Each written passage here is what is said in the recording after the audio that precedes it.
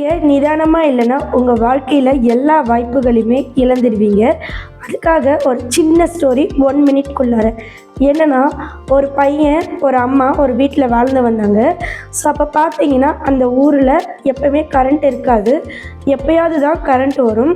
So அந்த மாதிரி சமயத்தில் எப்போவுமே அவங்க அம்மா தான் விளக்கேற்றுவாங்க. ஸோ விளக்கேற்றி வச்சுட்டு அந்த பையன் நல்லா படிப்பான். ஸோ அந்த சமயத்தில் அந்த பையனை டெஸ்ட்டு பண்ண அவங்க அம்மா, "தம்பி, நீ இந்த விளக்கை ஏற்றுப்பா" அப்படின்னு சொன்னாங்க. உடனே அந்த தம்பி என்ன பண்ணனா விளக்கை ஏற்ற ஆரம்பித்தான்.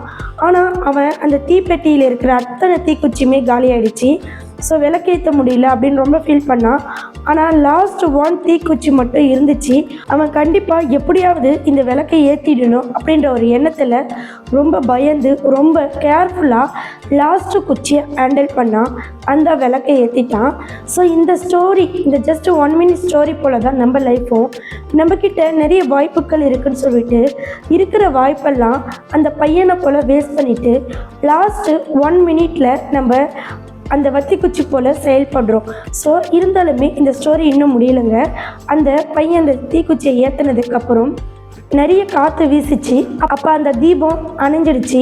ஸோ அந்த பையன் ரொம்ப ஃபீல் பண்ணான். அதே போல் தாங்க நம்ம கடைசி வாய்ப்பை நம்ம பயன்படுத்திட்டு அந்த வாய்ப்பு ஃபெயிலியர் ஆன உடனே நான் முன்னாடி இருந்த வாய்ப்பை பயன்படுத்தலாமே அப்படின்னு யோசித்து எந்த புண்ணியமும் இல்லைங்க.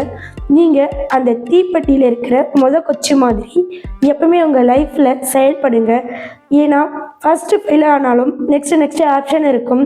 நீங்கள் எல்லாமே தோற்றுட்டு லாஸ்ட்டு சிந்திச்சு நம்ம செயல்பட்டால் எதுவுமே பண்ண முடியாது.